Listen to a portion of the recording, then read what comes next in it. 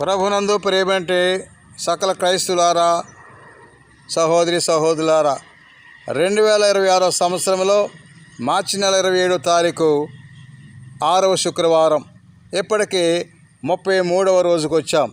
ఈ ప్రత్యేక సమయంలో పరిశుద్ధ పౌలు చెప్తున్నాడు, ఎఫెసీ పత్రిక 5వ అధ్యాయం 33వ వచనంలో, ప్రతి భర్త తన భార్యని ప్రేమించాలని, ప్రతి భార్య తన భర్తకు లోబడాలని.